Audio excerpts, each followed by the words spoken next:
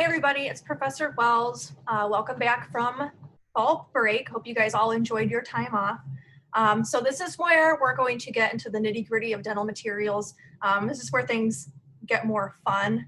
I'm sorry I had to delay the impression taking part, but since COVID is COVID, it is what it is. So now that we're back, this is what we're really going to dig into is taking impressions on each other, getting a feel for how to work on a patient with the impression material, and also pouring up models. For chapter 15, we're just going to cover the impression materials.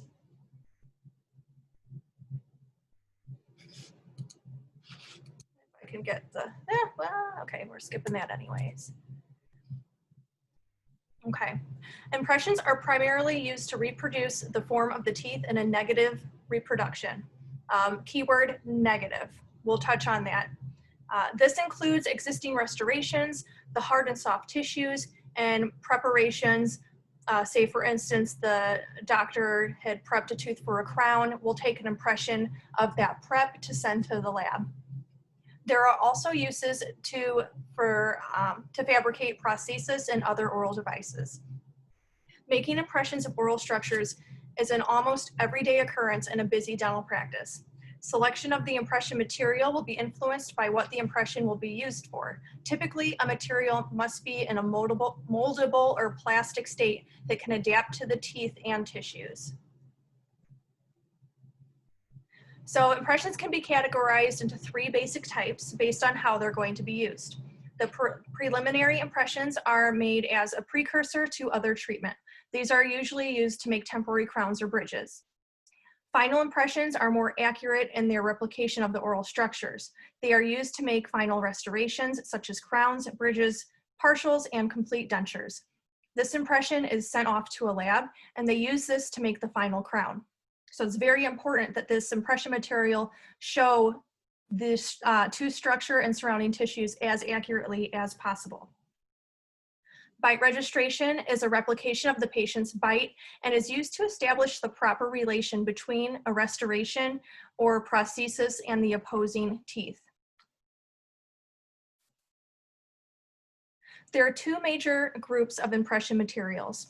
Elastic impression materials include the hydrocolloids, which are agar and alginate, polysulfides, silicone rubber materials, polyethers, and a hybrid of polyether and polyvinyl siloxane.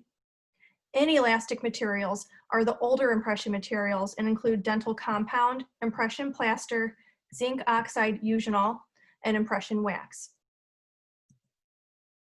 The key properties of impression materials are their accuracy, tear resistance, and dimensional stability. When the impression is made, the impression material must closely adapt and flow over the surface of the tooth preparation and tissues to record the minute details in order to be accurate. After the impression material is set, it must have a good tear resistance to prevent tearing during removal of the mouth. Removal of the mouth, that'd be funny. After the impression is removed, the set material must remain dimensionally stable. Impression trays are used to carry the impression material to the mouth and support the material once placed into the mouth. Some trays are made of metal, others are made of acrylic or plastic. Impression trays may cover the whole arch or just a segment of the arch. A triple tray, also called a check bite tray, is used to take a registration of the patient's bite, that is to show how the teeth come together. Stock trays are pre-manufactured trays. They come in a variety of sizes, can be solid or perforated, and can be made of plastic or metal. Custom trays are constructed in the laboratory with chemical cured, light cured, or thermoplastic resins on cast of the teeth. Usually an alginate is taken and poured, and the model sent to a lab where they fabricate the custom tray. I passed out an example of a custom tray a couple weeks ago. I hope you guys remember what that looks like. If you'd like to see it again, please let me know. I can bring it in for you. Bite registration trays are U-shaped frames with a thin fiber mesh stretched between the sides of the frame. On page 246, there are examples of the trays. In this class, we'll be using the metal ones that you see in figure A. I'm going to try to get my hands on some plastic ones Trust me, they are so much easier to clean. You will see that if we end up having to use the metal trays. Hydrocolloids. So a collide is a glue-like material composed of two or more substances in which one substance does not go into the solution, but is suspended within another substance. Hydrocolloids are water-based colloids that function as elastic impression materials. They're used in dentistry, include reversible and irreversible hydrocolloids.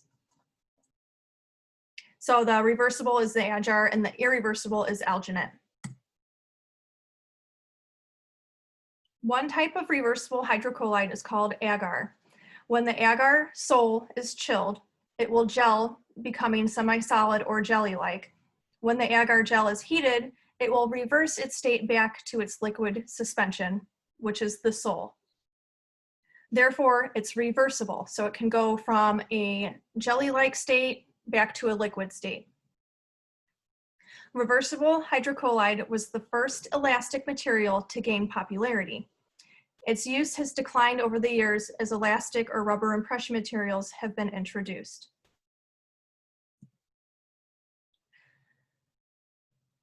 An example of an irreversible hydrocolloid is called alginate. This is what we're going to be using in class.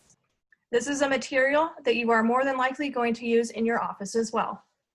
It's by far the most widely used impression material in dentistry. It's inexpensive, easy to manipulate, requires no special equipment, and is reasonably accurate for many dental procedures. Alginate impressions are used for diagnostic models, partial denture framework, repair of broken prosthesis, fabrication of provisional restorations, mouth guards and bleaching trays, custom fluoride trays, etc., etc. There's many things that we can do with the alginate impressions. One of the reasons that alginate is not used for permanent prosthesis is that it does not flow very well. Alginate does not capture the fine detail necessary for accurate appliances. It's too thick to flow into the embrasures or to accurately show margins of preparations. The main active ingredient in alginate is potassium or sodium alginate. When alginate powder is mixed with water, calcium sulfate dihydrate reacts with the sodium alginate to form calcium alginate. Calcium alginate is insoluble and causes the solution of mixed powder and water to gel. Typically, the chemical reaction is rapid, but alginate manufacturers have added a retardant to slow down the process. So on table 15-1 on page 248, there's a nice chart with the composition of alginate materials. I would make sure to review this. I know you guys have a newer book. It may be on a different page. I will check this out for you if it is on a different page. There are two types of alginates used. Regular set alginates, which have a working time of 2 to 3 minutes, and then there's fast set alginates that have a working time of 1.25 to 2 minutes. Working time starts when the materials, which are the powder and the liquid, are mixed together. The longer one takes to mix the material, the less time one has to load and seat the tray. Mixing should be completed within 45 seconds for regular set and 30 seconds for fast set. The water to powder mixture is aggressively mixed and forced against the sides of the bowl. This will also force out any trapped air. I know when we practiced mixing a couple weeks ago, I'm sure some of you have noticed that when you're mixing, it started setting up. The kind of alginate we have actually changes color when it starts to set, so that's good too. We will get a lot of practice in this, so don't fret. You guys will do just fine. Regular set alginates take from 2 to 5 minutes to set completely, and fast set alginates take from 1 to 2 minutes to set. Setting time may be adjusted by altering water temperature. Cold water slows down the reaction, and warm water speeds it up. Loading the tray should be done quickly in large increments as to lessen the chance of trapping air. It should be even with the tops and sides of the tray, and then smoothed with a wet gloved finger. Doing this will reduce the chance for air to be trapped. The impression is left in the mouth beyond the appearance of set for about 1 minute to reduce tearing and distortion. This isn't always possible. A lot of times patients, the sooner you can get this impression out, the better. That's why we check it with our fingernail. You can also take a look at page 250's clinical tip regarding the gag reflex. You will see this in just about every time you have to take an impression. It's always going to be the first thing that patient says. Surprise, surprise, everybody has a gag reflex. There's a select few that don't. So there's some good tips in this chart to use when you get a patient like that. The ones I use the most are having the patient tilt their head forward and breathe through their nose. I can also have them lift a leg and concentrate on holding their leg up. Some people will even place salt on their tongue prior as well. The more people in the dental field you talk to about this, the more tips and tricks you're going to find out. Those are just the ones that I've used and I've heard of. Sometimes patients will know themselves better than we do, and they'll already have a trick that they use. Moving on, alginate will be compressed when it is removed from undercuts in the mouth. The greater the compression, the more likely it is that the alginate will be permanently deformed to some degree. The ideal thickness of the impression is 2 to 4 millimeters. Thin alginate deforms and tears easily. This is where the mixture comes into play. You don't want it to be too thin. You don't want it to be too thick. When removing the impression from the mouth, one should use a rapid snap movement to decrease deformation. You'll use a finger at the side of the tray to apply pressure to break the seal while pulling the tray quickly away from the teeth with a snapping motion, and should also must be disinfected afterwards. The impression must be kept wet. Once removed from the mouth, the impression should be rinsed and disinfected. If the impression loses too much moisture, it's going to shrink and become distorted. You guys saw that firsthand when we poured our models and then we had to leave them for a week. And when we came back, the alginate was hard as a rock, brittle, and pretty much broke off when we tried to take the tray off. Okay. So if the impression loses too much moisture, it will shrink and become distorted. This can be accomplished by being placed into a Ziploc bag with a few drops of water or wrapped in a damp paper towel and labeled properly with the patient's name until you're ready to pour up the impression in dental plaster or stone. Ideally, this is done within an hour because it is not dimensionally stable. So if you take an impression on a patient, you just don't have the time to pour it up, wrap it in a wet paper towel. If there's like a Ziploc baggie, put it in a Ziploc baggie, seal it. It needs to stay in 100% humidity in order to not distort. Alginate mixed with too much water will be weaker and more likely to tear. The thinner sections are also prone to tear. Slow removal from the mouth may cause the material to tear. There's a procedure on 15-1 on page 269 to 272 in the textbook. This gives you step-by-step instructions on how to mix and properly take an alginate impression. I will also be posting a video. I know we did the example in class. If you guys are having trouble mixing throughout this whole process, let me know. I'll come over and help you guys one-on-one. The objective of impression making is to reproduce the oral structures with acceptable accuracy while practicing good infection control and maintaining patient comfort. The assistant or hygienist can make alginate impressions. They'll need to prepare the patient for the impression and to dispense, mix, and load the trays. After removal of the impression, they will disinfect and properly handle the impression until it's poured with the appropriate gypsum material. They also may be responsible for clearing residual alginate from the patient's mouth and face because this can get quite messy. So table 15-2 on 251 lists the criteria used to assess an alginate impression. For clinical acceptability, you'll want to make sure you get all of the teeth, include the frenums, palatal vault, and hamular processes. The retromolar areas, you also want to make sure it's free of debris, which, sometimes you take an impression, pull it out, and there's food stuck in the teeth. And you also want to make sure it's free of voids.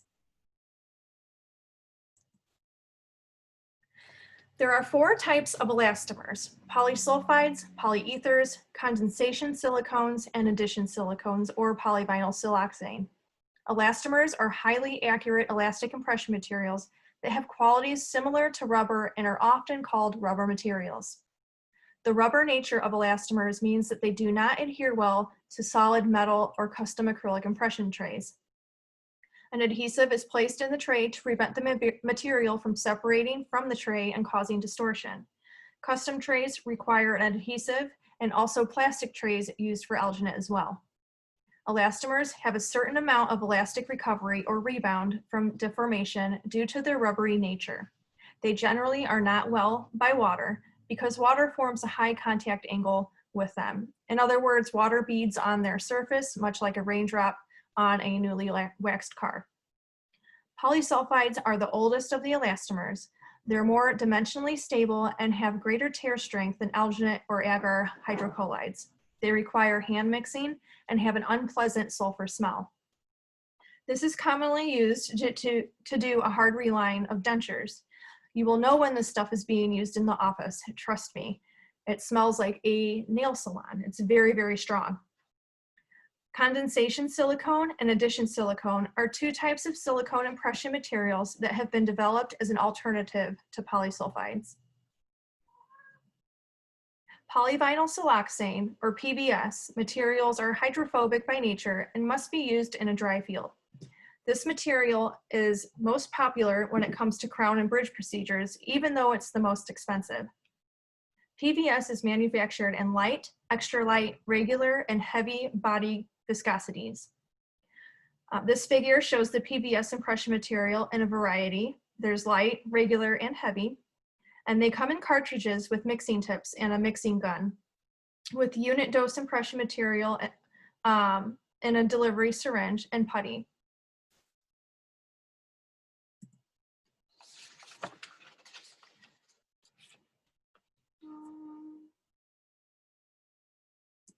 Sorry, I'm going to go back to this here. So the materials come in an assortment of fast to regular set materials, just like alginate. Setting times vary among manufacturers and range from approximately 2 to 6 minutes, so make sure you read any directions for these products. With the putty wash technique, putty is used as the tray material, and a light body wash material is syringed around the prep tooth or teeth. The putty causes the hydraulic pressure that forces the wash material into the sulcus to better capture the margins. There are 2 different techniques. One step where the putty is mixed and loaded in the tray by an assistant while the operator injects the syringe material around the prep tooth. And then there's the 2-step where the putty is used to create a custom tray within a stock tray. It is mixed and placed in the stock tray and then seated over the teeth with a plastic sheet spaced between the putty and the teeth, creating a space for the light body material. You hardly ever see the 2-step technique. The 1-step technique is the one that's most common. And I want to touch real fast on bite registrations. Usually addition silicones are used for these and come in an automatic mixing cartridge. These materials are accurate and are viscous and stay in place when applied to the occlusals of the teeth. This makes it easier to register the bite and remove because it hasn't globbed all over the teeth and surrounding structures. These are taken because some patients never concentrate on how they bite. You tell them to bite down normally and they don't seem to know how they bite normally because it's something they never have to think about. So when you're taking these, make sure you have the patient bite down on posterior teeth. This seems to help them find their normal bite. Polyethers are very accurate materials with good flow and tear strength and are excellent for use in crown and bridge procedures. They are more hydrophilic than PVS. They have excellent mechanical properties with good elastic recovery, and they don't shrink. They were originally a very stiff material, but newer formulas have made the material more flexible. Polyethers are supplied as light, medium, and heavy body viscosities. Regular set materials have a working time of 2 to 3 minutes and setting time of 5 to 6 minutes. Fast set materials have a working time of 1 minute and a setting time of 4 minutes. Impressions from this material can be poured up repeatedly for up to a week and can be shipped to a dental lab and remain dimensionally stable for up to 14 days if it's properly stored. This picture shows a polyether impression material being mixed and dispensed from the mixing machine directly into the tray. This can also be dispensed by a gun.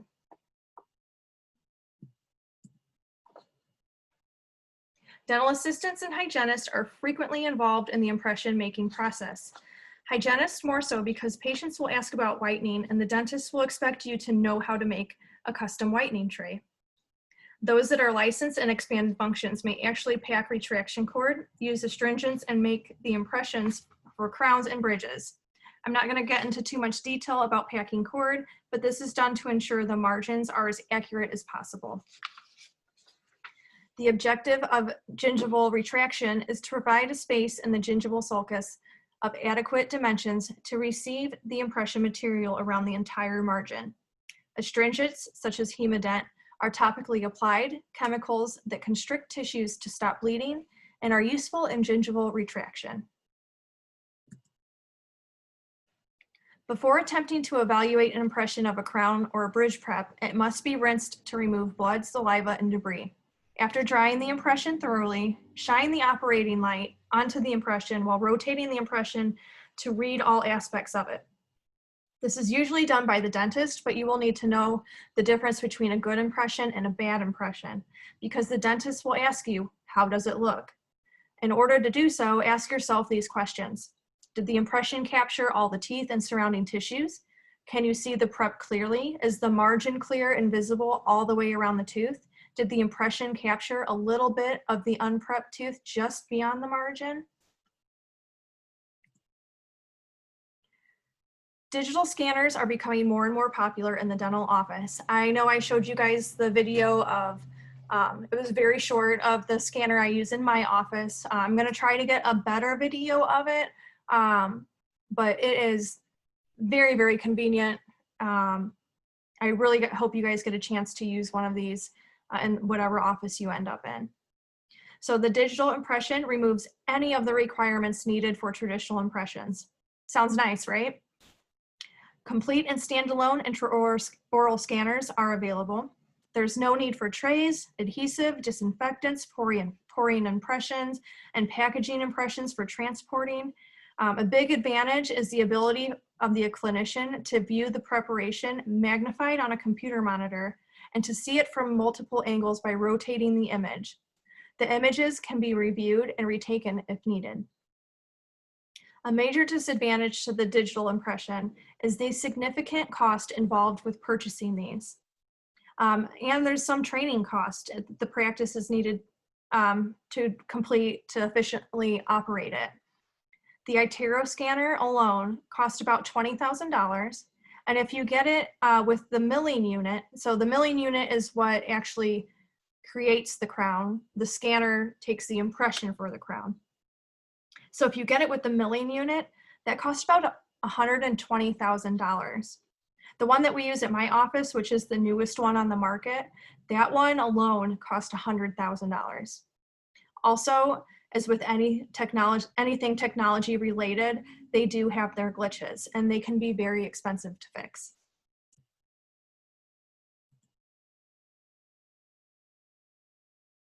The inelastic impression materials are among the oldest impression materials used in dentistry and are seldom used in today's practice. There's 4 types: dental impression compound, impression plaster, zinc oxide eugenol, and impression wax. I'm not going to get into too much detail with this since they're hardly used. I just wanted to touch base on it. So impressions are potentially infectious. They must be disinfected before being handled in the office laboratory or sent to a commercial lab. Disinfection of impressions should begin in the operatory with a disinfected appropriate for the impression material being used. Follow the manufacturer's recommendations for disinfecting the impression materials.